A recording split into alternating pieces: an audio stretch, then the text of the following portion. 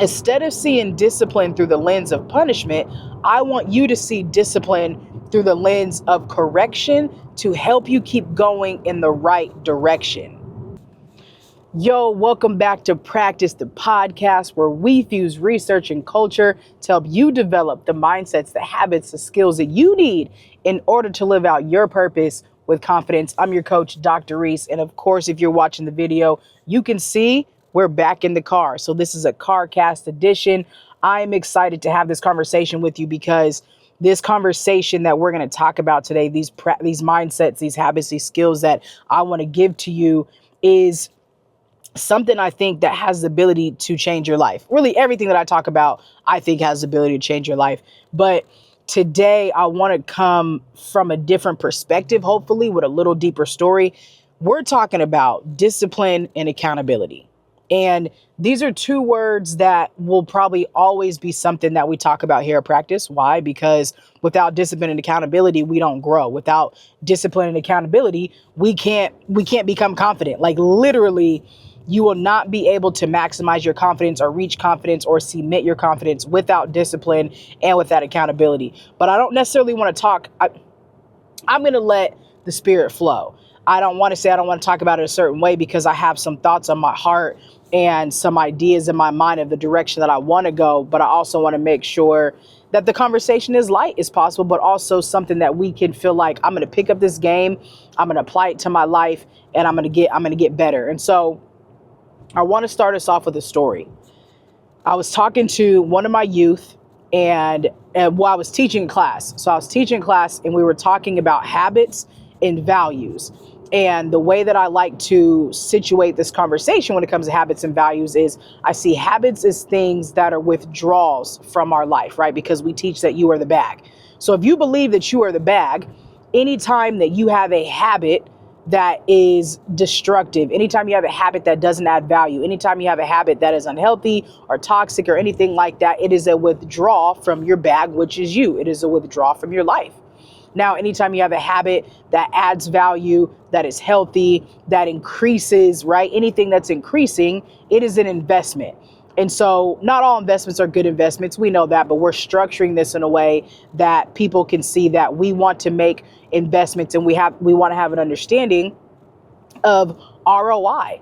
What is the return on my investment? So we want to be very clear and concise and intentional on what are the habits that I am developing, what are the habits that I've picked up on, what are the habits that I got from somebody else that I have in my life. And the reason why I'm talking about habits and values in the same conversation that's talking about discipline and accountability is because they go hand in hand.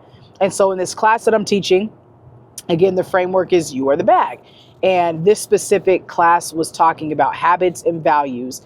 And one of the students, he says something about so we're talking about class. So I have them break down two different habits that they want to get rid of that are withdrawals, and two different habits that they want to start investing in more to add to their bag in their life, in their education, and when it comes to their money. Now, to be familiar with almost anything that has to do with folks and especially youth that are incarcerated, everything goes back to money. Because it goes back to money. The root of it, more times than not, is about money. Like they didn't have it. They were trying to get it. They were a part of a gang. So it ended up being somebody hit a lick. They were robbing somebody. Anything like that. It always goes back to money. So money is a really, really, really, really big deal to these youth. It's a big deal to everybody, but specifically these youth because of what they see and what they want to have, which again is no different from us as adults, right? Even this young man in particular has a tattoo on the right side of his lobe. And it's so funny because a lot of them have the same tattoo on their head, which means like they have money on their mind. And so we're talking about education and I'm asking them, what is one of the things that you feel like is a habit that you have that is not helping you grow and get closer to being more educated or graduating? And he says, talking too much in class. And I'm like, I feel you. I was a class clown. Like, that is exactly, like, I get it. And I tell him, like, man, you can't play it. Like, I'm a class clown as well. Like, I know all the tricks. I know all of it too. Like, don't think just because you see me standing up here teaching this class that I was not you. Like, I'm teaching this class because I was once you. I was once the class clown who didn't pay attention, who was always cracking jokes, who was always being funny, who was talking too much and disrupting the teacher. Like, that was me as the student. And so I'm like, okay, so what is something you feel like you want to be able to do? And he was like, well, I guess pay attention more. Cool. That's an easy fix. And again, these are youth. He's 14, 15 years old. So then that's the habit. So then we move on to values. And now he has his habit set. We move on to values. And one of the things he tells me he values is discipline, empathy, and something else. And I was like, yo, the whole point of this exercise is so that way people can see that there's alignment in everything. We talk about habits and values at the same time. So that way you can recognize, okay, if I value this, how can I use my values to help influence my habits? Or if these are my habits, how can I help my habits or have my habits help influence my values and vice versa? So he says he values discipline. And I go, yo, don't you think that's now something that you can use to help you in class with not being, with not being a class clown and interrupting and speaking and different things like that? And he was like, what do you, like, he was confused. Like, when I said discipline, he didn't understand how I meant it. And so he goes, I discipline people. And I was like, I said, then shouldn't you discipline yourself if you have the ability to discipline people? And he said, no, I don't discipline me like I discipline others. And I said, oh, you're seeing discipline through the lens of punishment. You're seeing discipline through the lens of like repercussion. Like, you're seeing discipline through the lens of violence and making people pay. And he's not wrong. I was seeing discipline through the lens of a value add. I was seeing discipline through the lens of something that can make us become better in life. I was seeing discipline through the lens of, if you say you want to be less of a class clown and you want to pay attention more, or not even less of a class clown, but you want to pay attention more and you want to be able to learn, then you can use your discipline to help you finish your homework. You can use your discipline to help you pay attention. You can use your discipline to not talk back to other students that may be drawing in your attention. That's the lens I was seeing discipline through, but he was seeing discipline through the lens of punishment. So I told him, I said, instead of seeing discipline through the lens of punishment, I want you to see discipline through the lens of correction to help you keep going in the right direction. He was like, it's like he had never thought about discipline in a positive way, even though he said he values it. Now remember, I tell you where this youth is located based off of the environment, because our environment shapes how we see things. Our environment dictates our thought process. It influences our thought process often, especially when we're young. Like, when we're kids, what we see, this is why they say, having examples and vicarious, like all the things that we always talk about, like this, it always goes back to this. His environment shaped his reality of what he believes discipline to be as something that's only negative. And he's not wrong. That's just one part. That's just one aspect of discipline. So when I told him, I don't want you to see discipline through that lens. I want you to see discipline through the lens of correction in the right direction. So that's my challenge to you is, do you only see discipline as a negative thing? Or do you see discipline as something that could add value to you? Do you see discipline as something that only happens in times of destruction? Or do you see discipline as something that can help you become the person you were created to be?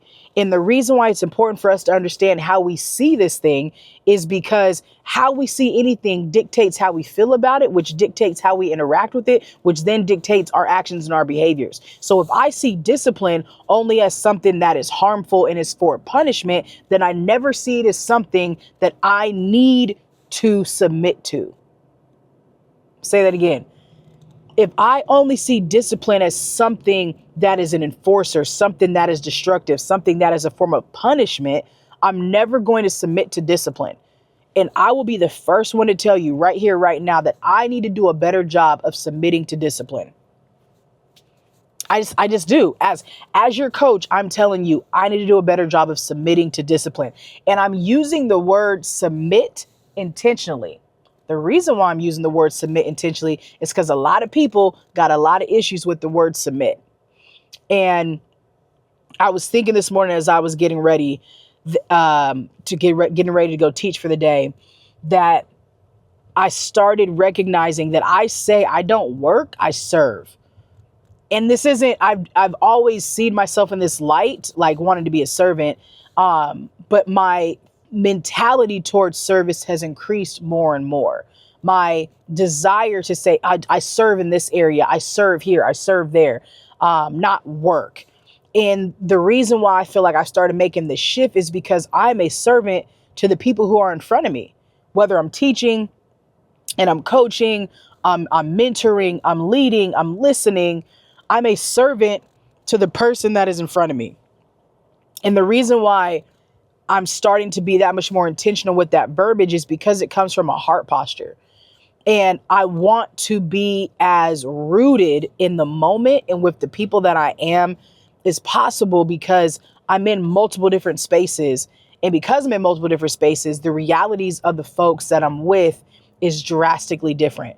From youth who are incarcerated to youth who have their freedom, but also may be dealing with the same level of despair and lack of hope and lack of feeling like they have the ability to obtain the life that they want. And so the way that I approach both of these sets of youth, it has to be extremely different because their circumstances are different, but it has to be with the same amount of love and intention and care and fight. And so going back to submission and servanthood, I feel like serving is a submitting thing. Like, in order to serve, you have to submit. In order to serve somebody something, you have to submit to that person. And submitting is literally, think about it again, like from a teacher's perspective, is turning something into, I'm submitting this assignment. If you fill out an application, did you hit submit? Did you hit complete? Did you hit deliver? Right? So serving is delivering, submitting is delivering. And I feel like a lot of people struggle with submitting because they don't want to commit. They struggle with submitting because they don't have a heart posture of service, or feeling less than, like their ego will not allow them, because they have to be so defensive that they have to feel like, if I do this thing and I take a smaller, perceivably smaller posture, it's going to make me look as if I am incapable. Notice I didn't say weak, but incapable. And I want to be somebody who is physically strong in stature, but exemplifies weakness. What I mean by that is there's nothing wrong with doing things that appear weak. And I feel like there needs to be a remix on servanthood and submission. Because if we're fighting for lives as a leader, as a teacher, as a coach, as a parent, as a mentor, like we're fighting for these lives. And you're going to have to be able to be patient and present enough to sit with these humans, to let them know that you really care and believe. And this is where the accountability comes in. So let me go backwards before I get to accountability. So service, submit, and discipline. I believe it takes discipline in order to be able to serve. I believe it takes discipline in order to be able to submit. And so when I get back and I'm thinking about this youth in his environment and how his environment shapes the way we see things as kids, with the way that we see love in our homes shapes the way that we view love is supposed to be. This is why entertainment is such a big deal in what you allow into you, what you allow into your brain and your mind and your body. What you allow in is a part of your environment, which shapes the way you see things. And so my heart broke for this young man in the moment, because he saw discipline only as something that was supposed to be used in destructive and harmful situations. He never saw discipline as a tool that he can use to become the person he was created to be. So my question to you is, do you see discipline as a tool that you can use in order to become the person you were created to be?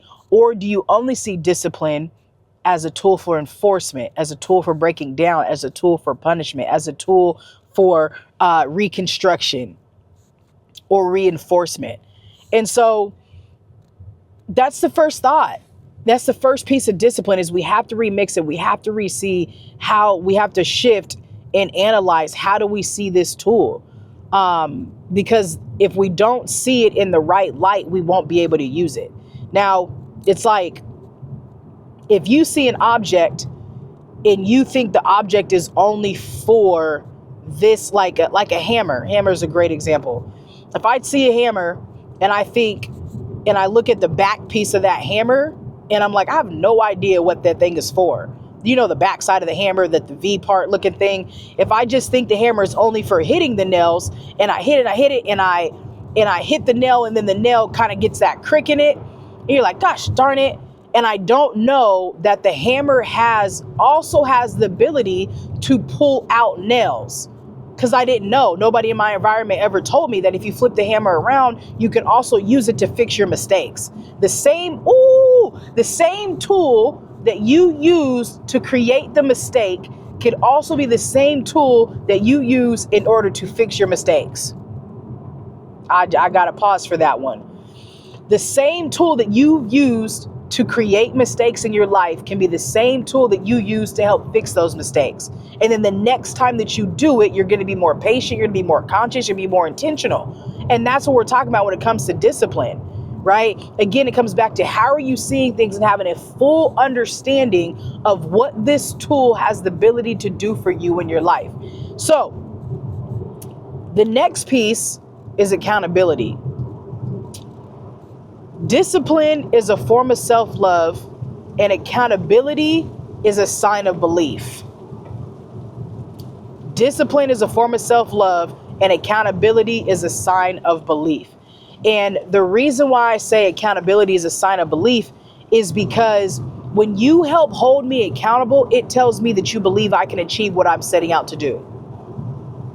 When you hold me accountable, it tells me that you believe that I can do what I'm setting out to do. I can do what you're challenging me to do when you hold me accountable. When we don't help people accountable, it gives them relief. When you hold me accountable, it gives me belief. When you don't hold me accountable, it gives me relief. Relief from being disciplined enough to show up for me, to show up for you, to become who I was created to be. And when I got this revelation today, it empowered me, because again, a second ago, I said, yes, as your coach, I need to submit more to being disciplined, because when I can submit more to being disciplined, I will then become a better person. But in order for me to be I need to submit to discipline, because it's not there to harm me or others. It's there to help me. I'm challenging you to submit to discipline because it's not there to harm you. It's there to help you. And if I can see it in that light, I will recognize that this tool isn't meant for harm. It's meant for good. And so accountability then, alongside discipline, is something I need to give myself, and I need others to be able to give me. When I can give myself accountability, I can hold myself accountable. That tells me I believe that I have the ability to do it. I just need help along the way. I need help being consistent. I need to be able to be reminded. And that's sometimes what accountability is. It's not always like, and again, I think this is another word too that has caught a bad or negative connotation to where people don't want to be held accountable. And I think because of the negative connotation accountability is picked up, we think that people don't want to be held accountable. But more times than not, people want to be held accountable. And people want to be held accountable because it's a sign of belief. When you check in on somebody consistently, when you follow up with somebody about whatever the thought, hey, I remember you set that goal. How's that going? I remember you want to work out 5 times a week. I remember You said you want to drink more water. You want to spend more time with your kids. You want to spend less time on social. Whenever anybody shares something with you, I think that's a great sign for you to lock that into your memory and say, I'm going to help hold them accountable. Because, and it doesn't have to be as a basketball coach. We would have accountability partners on our team. So one of the players on the team, they would be accountability partners with the other. So they would set missions for the year, things they want to do, and then they would have accountability partners. They would sign a contract and they would meet with each other. I don't always think it needs to be that deep. Yeah, in a team, in a more confined, structured environment, yeah, absolutely. But I hold people accountable that I might see on a weekly basis in passing. So for instance, there is a security guard who works at one of the facilities that I serve at. And there was something, he was struggling with being able to do something. And I see him every week. And so are we friends? No. We're colleagues a little bit because we serve the same spot. And we probably have less than 10 minutes of conversation a week. But in one of our conversations, he shared something with me. I gave him a little bit of a tip on something that I think could add value to it. And then the next time I saw him, I followed up. Hey, how's that going? That's accountability. That's a sign of belief. That's also me showing him that I care. So when you hold me accountable, it tells me that you believe in me, and it also tells me that you care about me. I'm going to pause, and I'm going to say that again. When you hold me accountable, it tells me that you believe in me, and it also tells me you care about me. Accountability is caring. Accountability isn't something that's supposed to push us away from ourselves or others. Accountability is something that's supposed to pull us closer together, because I'm counting on you and you're counting on me, and I'm counting on you to help me count on me. It's a whole lot of counting going on, and the math needs to be mathing. So there's another guy who he confided in me. Again, he works in one of the spaces that I serve at. We don't have a lot. We have conversations a couple times a week. We're not really friends outside of this space, but he shared something with me. I said, okay, cool. I'm going to check in with you about that. The next week, I check on him. How's it going? Yep, I did this. I did that. I did that. Boom. Do you know what that does? That puts a deposit. I invested in him through a simple conversation of listening and following up. So accountability doesn't always have to be in a contractual agreement. Accountability could simply be listening and following up. But you know what has to happen? We have to be patient enough to really be in space with people. You have to be patient enough to really sit and talk and engage and validate and learn and ask questions, and then remember the next time you see them. And so accountability is a sign of belief, and a lack of accountability is a sign of relief. The reason why it's a sign of relief is because when I'm not held accountable, then I don't have to be disciplined. Then I don't feel the weight and challenge that discipline puts on me. Accountability adds weight. Accountability adds another sense of discipline. Accountability increases the call. Accountability means, oh my gosh, like I have to answer to something. I have to show up. I have to give an answer. I have to give an answer. And depending on who you are, you most likely want that answer to be the truth. So think about it this way. There are people that I know when I'm going to have a conversation, when I'm going to see them, I'm going to meet with them, whatever it may be, they're going to say, how are you? And I know they really mean it. I really value those people. I value all people, but let me say it this way. I really value conversations with those people. Why? Because I know when they ask me how I am, they really mean it. This makes me think. Another form of accountability could really be asking people, how are you? And them giving you the real answer. I'm holding you accountable when I'm asking that question for you to tell me how you're really doing. And I hate, and I know hate's a strong word because I really do hate it. I hate that we have taken how are you and transferred it we've taken hi and replaced it for how are you. Just say hi. You don't have to ask me how am I and keep walking past so I can say good, good. Like, I can't stand that. So now we have to go, how are you really? But then you have to follow up. And again, that follow up is in your behavior, which is a sign of accountability, which is a sign of belief, which is a sign of, I'm going to sit here and I'm going to listen to you give me a response about how you're really doing. And so there are certain people that I know when they ask me how I'm doing, they really want to know. And they are holding me accountable for being able to check in with myself and to give them a real response.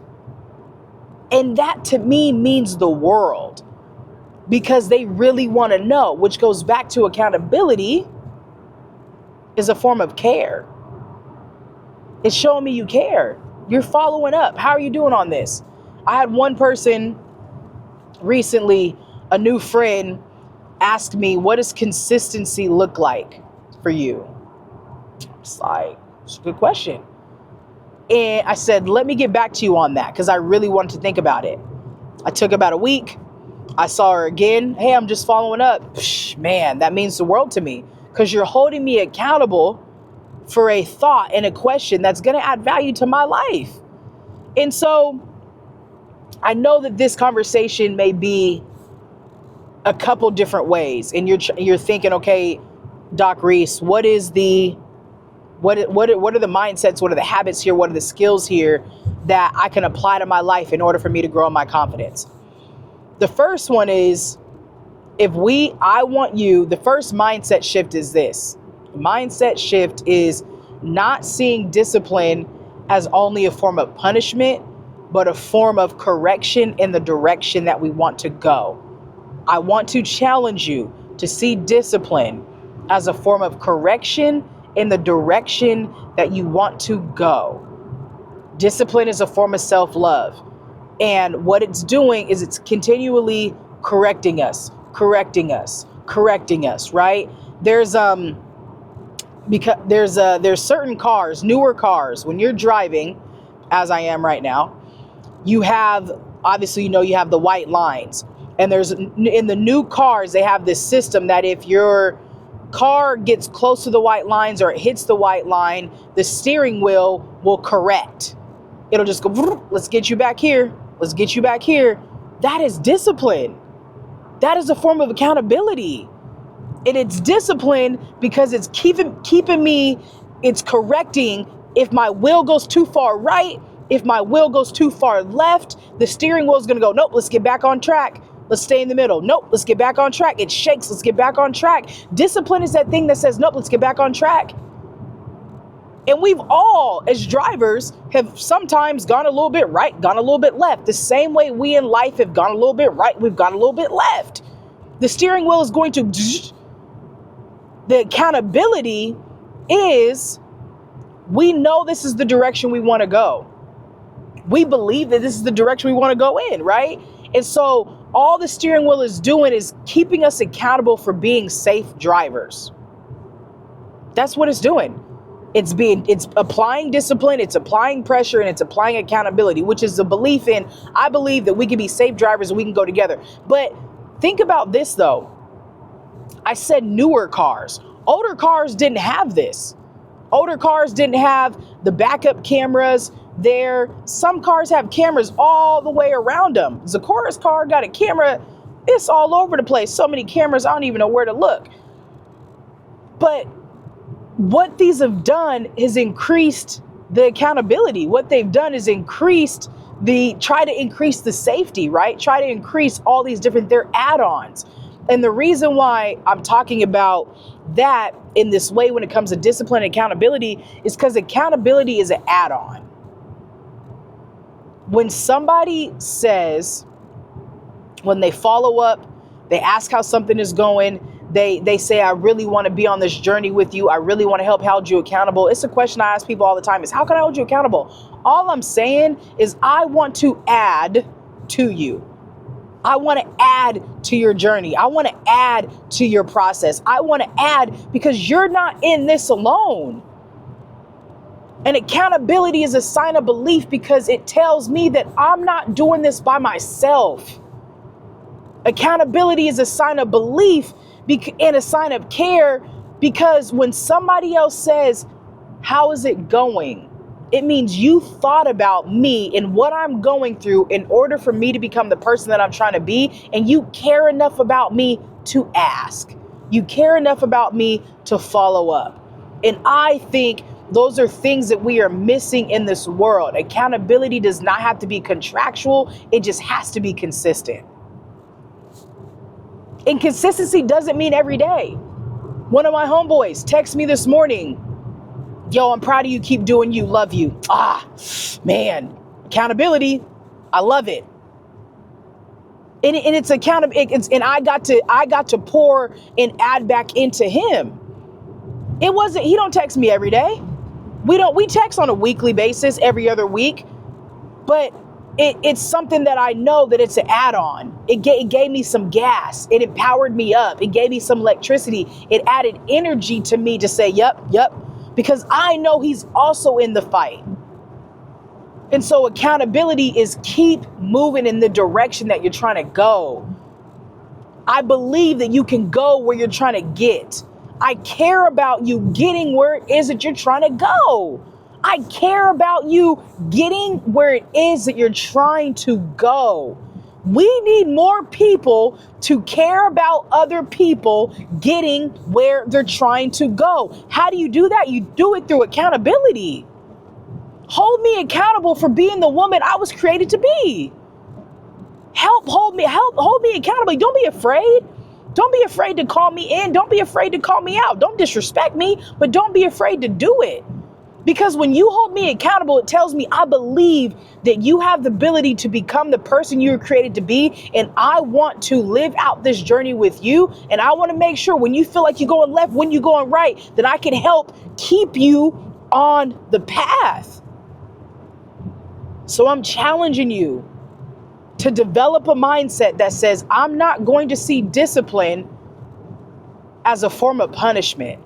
I'm going to see discipline as a form of correction to help keep me going in the right direction.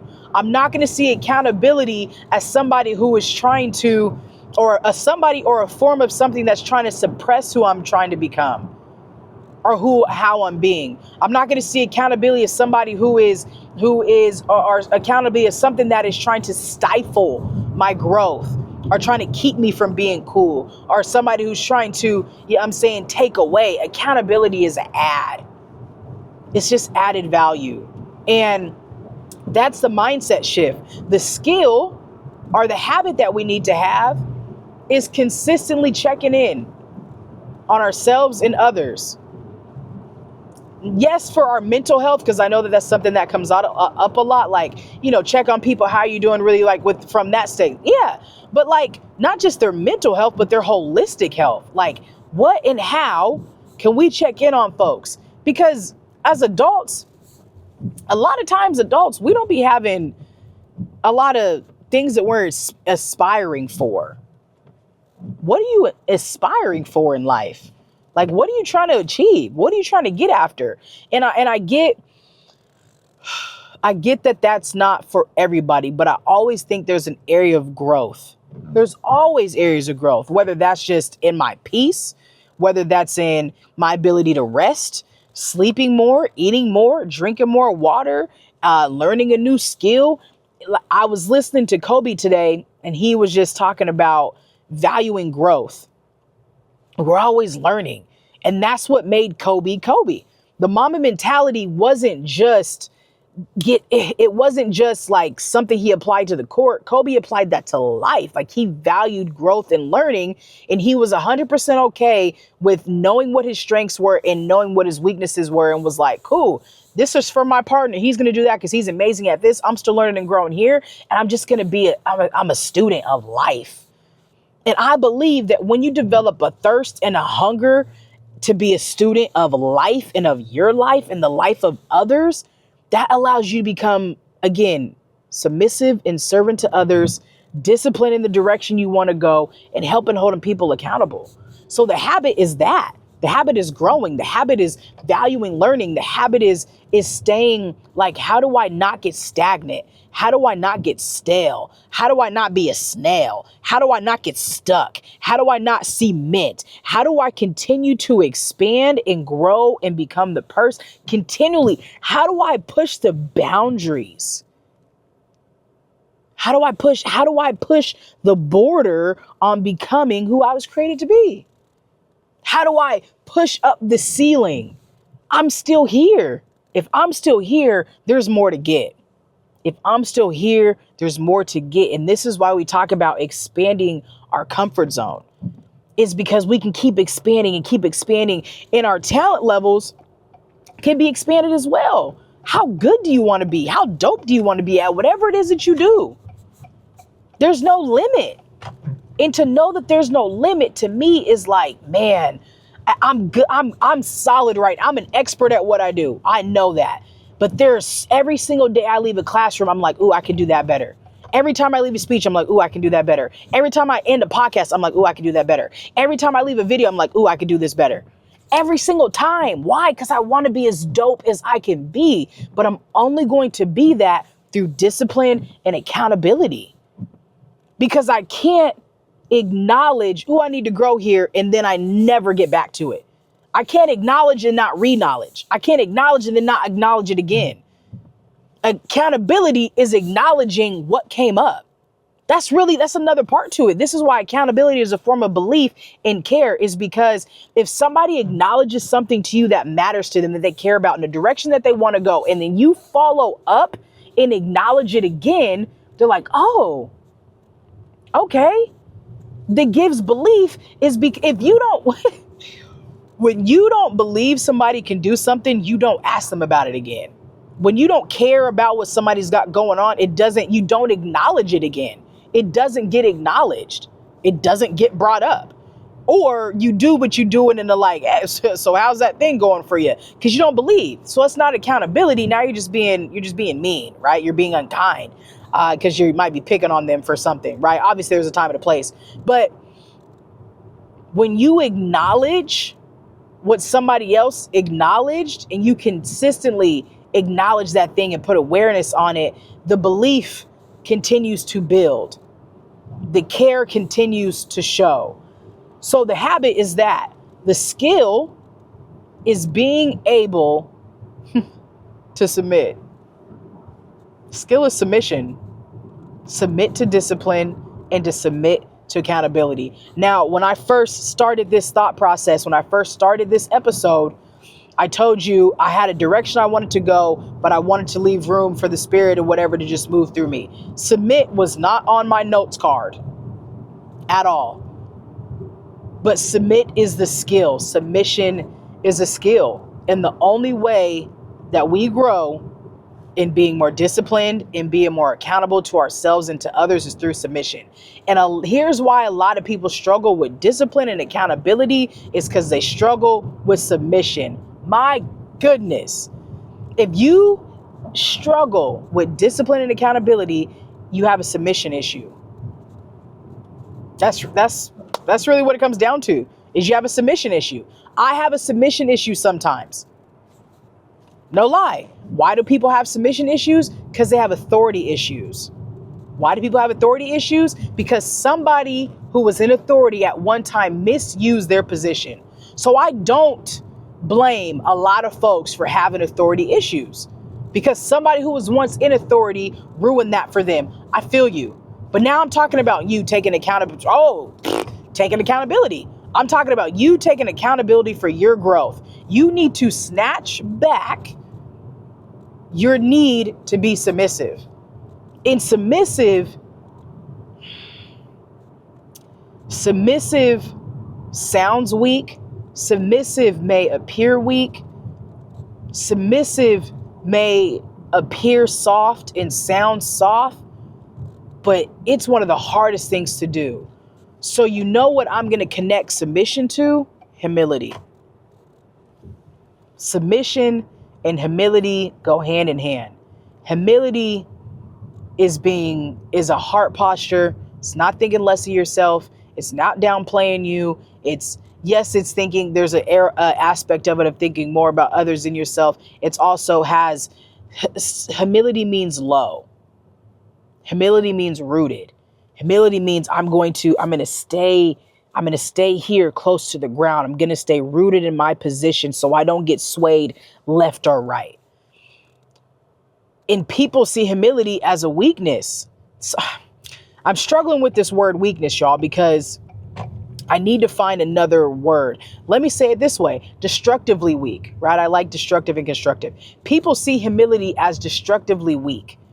I see humility as constructively confident, as constructive weakness. I think there's constructive weakness and destructive weakness, where me allowing myself to do something that is vulnerable, that is compassionate, that is something that's empathetic, that is something that is like, I kind of feel weak, but in the moments that I feel weakest, I often get up feeling stronger. In the moments that I feel weakest, I often get up feeling stronger. In the moments that, in my relationship, in my partnership, in my relationship with our son, my star, in my relationship with the people that I serve, I am going to have to take a step back. I'm going to have to submit and listen. So submission is a skill, because so many people do not want to become friends with their ego enough to say, it's okay, chill, chill, chill. You don't have to boss up here. You don't have to defend yourself here. You don't have to be the one that's always in charge. You don't have to lead from a place of aggression to where people only see discipline in a negative light. So now this brings me back full circle. The story I told about my youth who said he disciplines other people, and his body language was big and it was aggressive. And he was like, nah, I discipline other people.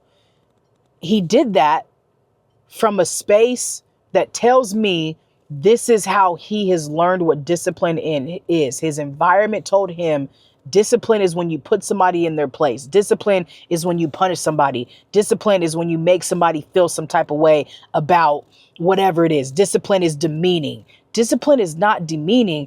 Discipline has an invaluable amount of meaning. Discipline isn't demeaning. Discipline is meaningful. So when we think again about that piece, I want to go back to submission being a skill and saying we need to be able to say to our ego, you don't have to swell up here. We don't want to lead ourselves and be the type of authority that thinks that we can never submit to another person. And accountability is something that allows us, that if I can learn to submit to me and be accountable to myself, I can also submit to others and be accountable to them. That is going to make me bigger. That's going to make me stronger. That's going to make me smarter, wiser, faster, braver, increase my performance. It just increase my confidence through and through. You cannot argue me off of this stance. Why? Why do I think something like submission and humility have gotten such bad raps and people make it seem as if they're things you don't want to do? Why? Because if I can get you to think that these are negative things, you won't do it, so you won't become it. That's really it. If I can get you to think that being submissive and access and humility don't have anything to do with confidence, then you will only lead from insecurity and cockiness. So I got so much out of this today that I hope somebody else did as well. I hope that you leave this practice session feeling encouraged, feeling challenged, feeling like you have questions, feeling like you want to push back, feeling like you want to like you want to wrestle. I hope that you have to wrestle with some of these thoughts. That's the whole point of practice. That's the whole point of challenge. That's the whole point of growth. As we know, confidence does not come without friction and challenge and frustration. And I just brought up some topics that a lot of people have a lot of frustration and some challenges and friction with. I'm talking about discipline, accountability, and submission. But I truly believe in order for us to be high performers in every area of our life, in order for us to truly live out our purpose with confidence, we have to submit to discipline, we have to submit to accountability, and we have to be able to be consistent and submit to humility. That's my argument. And obviously, the way that I see these things is reframed. So you can't just go off of what we've always gone off of when it comes to these specific definitions. And here's my last challenge to you is assess your environment. Your environment dictates how you see things. Your environment dictates how you view things. Is the environment that you've created in your mind, is it beneficial? Is the environment that you've created in your mind, is it one that helps you continue to go in the direction it is that you want to go? Is the environment that you've created in your house, in your space, in your car, in your office, around you, in your circle, in your village, is your environment conducive to the direction that you want to go? Does your environment have the verbiage in the understanding and the comprehension of that verbiage in alignment with where it is you want to go? I don't see submission as being a negative thing. Am I going to, I don't even want to go too much further on that, but the way that I see things dictates how I treat things, because I cannot treat you better than I think about you. I cannot treat you better than I think about you. And so if I can think of these things through a specific light of value add that allows me to be a better person to myself and other people, that allows me a better leader, allows me to be a better mentor, a better advocate, a better servant, a better all these different things, then I want to be able to see this thing through that specific lens. So that's what I have for y'all today. Thank you for rocking with me. Thank you for riding with me. I hope that you got a lot out of this. If you got something out of this, please do me a favor. Drop something in the comments. Drop a challenge. Drop a question. Drop something that you're wrestling with. And then also send this to somebody else that you know needs to hear this message, needs to hear this practice, needs to adopt these skills. So that way we as a society, we as a village, we as a community can be our most confident, best selves. I appreciate y'all. I love y'all. I rock with y'all. I'm here for y'all. Until next time, Dr. Rees, peace.